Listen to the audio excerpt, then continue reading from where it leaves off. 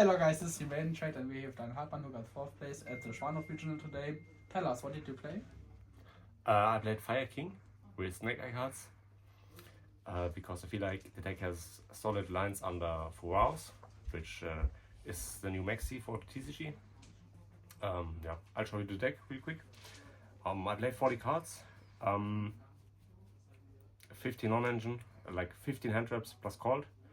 One of the main reasons why I chose to play Fire King instead of like Snake Eyes with Fiendsmith is the new Impulse hand trap. I think the card is really underrated right now. It's very, very good card. You can draw it as a 6 card and use it as a board breaker, or as a Pseudo Ash, which doesn't make Talon's life, and also paired with Imperm, it's really broken because then this also destroys, but that's only optional. And of course, triple Fuwaros. The card is just stupid. I think it's gonna shift the metagame a lot, and because it's very generic and helps you beat Fuwaros and Purulia post side, which is arguably even worse for this deck, this version of the deck, than Fuwaros is, alongside with one called.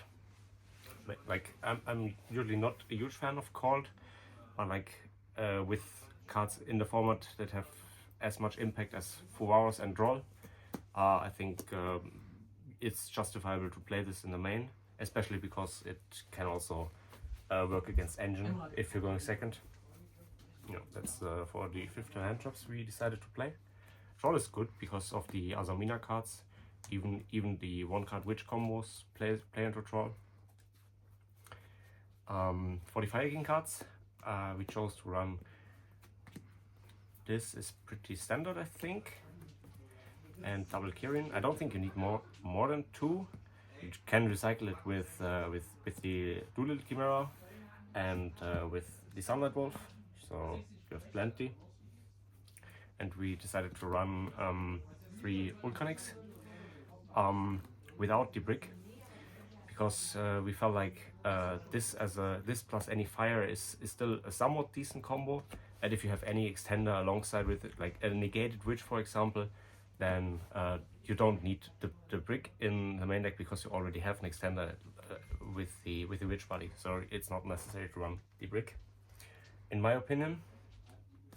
I didn't miss it. Like it would have been nice to have a couple of times, but like it wasn't mandatory, and I won the games without it, so I think it's fine to not play it. And yeah, we decided to run the pretty usual Snake Eye engine maxed out because of consistency. There was an argument about cutting like some of the Snake Eye cards, so to a point where these will only work as starters by adding Poplar or immediately adding OSS for the Ponix, but like then you don't have enough ceiling in the deck, especially going second where you just need these Snake Eye monsters, because these cards just generate a lot of bodies on the field that help you link climb and kill your opponent. Yeah, the main deck was pretty good, I'd say. I was happy with it.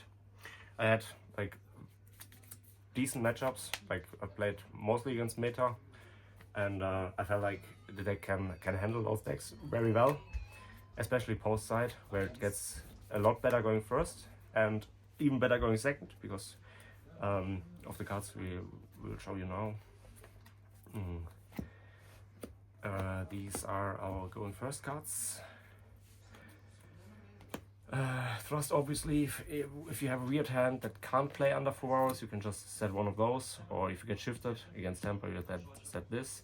This helps you beat the Droll and the Chummy cards.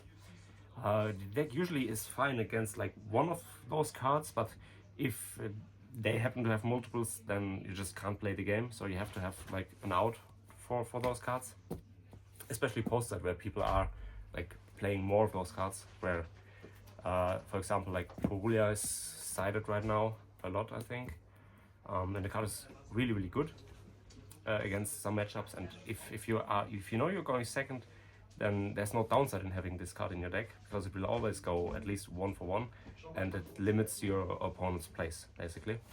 So, and paired with Fuwaros, it comes to a point where they can't really play the game without giving you a million draws, and then you have like a million hand traps to draw with it.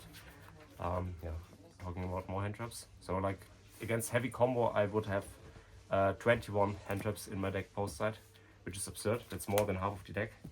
And yeah, I think you are very fine going second with the deck post side.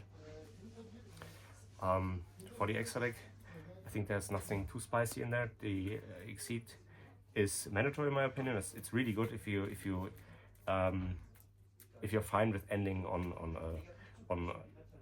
a weaker board, because the spell helps you to layer your interruptions better with this Exceed monster. And as a last interruption, that's really broken because it's just Undrageki. We decided to run Fuho because we can put it up for free in our 1-card combo. And if we happen to play against Tempai, which we would know if they let us start or if we get shifted, then we would of course prioritize in making this, which we have a lot of ways to get into, because this deck has, I think, like probably the most amount of cards that get you into this. Because of Ulcanix with a fire, you can add the Ponix, and then this becomes level 1. And Ponix searches the Perma spell, and then you make Fuho. You don't die, you have follow-up, and the Fuho will stay on the board, which is really nice, I think. And yeah, then you kill them. They cannot live against a deck like this if they don't kill you. There's nothing they can do. They just don't die, always. Yeah, I was talking about the extra deck. Sorry, I got confused. So the 2 Exceed monsters, and then the Atlantis and the Raging Phoenix I already gave back to the guy I borrowed it from. Shoutouts to Goku. Then Link 1, the Anima, SP, that's the IP, it's part of the end board. Usually in this version of the deck, it's in the graveyard. With the Emperor on top, which you have like multiple ways to trigger. For example, the Avatar or the Kirin, which in some lines you have in hand. Then the Sunlight Wolf and the Doolittle Chimera. These are necessary in my opinion, especially because I'm not playing the main deck brick. The Doolittle Chimera becomes a lot more important because the combos with Ulcanix and Kirin, Ponix, Garunix and Ash Blossom get a lot better if you play this, because you get to add to re-add the Ash Blossom or the Kirin or whatever, and then this way the end board is still strong enough, I think, even if that's the only engine cards you have. If it resolves, of course, against the hand traps that are being played right now, which isn't as trivial as it sounds. And we're playing 2 princes. I gave 1 back. I think 2 is mandatory, because this deck has a lot of recursion from the graveyard, and you really profit from the second princess. Because like this deck actually has a really good grind game, I think, because of the second princess and Phoenix, Hita and Duck as the utility link monsters. I didn't miss anything in the extra, was fine. Also, I wasn't afraid of back row matchups at all, because like the deck has a lot of removal. There's Kirin, there's SP, there's Phoenix, there's Atlantis, so you have a million ways to out back row. And I think the cards trade super well into the non-floodgate traps, because like 1 Snake Ash forces out like 2 traps. So there's no need to be worried about those kind of matchups, I think. Just basically beat them on the way. And yeah, that's about the deck profile. I would like to end with the shoutouts to Maxi, Levin, Aichelo, Sub, Weidinger and Julian. Yeah, they helped build the deck or playtest a bit. We weren't super prepared for the event, but like we put some thought into the new format, because like new formats are always fun. And yeah, big thanks to those guys, especially to the ones that borrowed me cards. Yeah, and have a nice evening.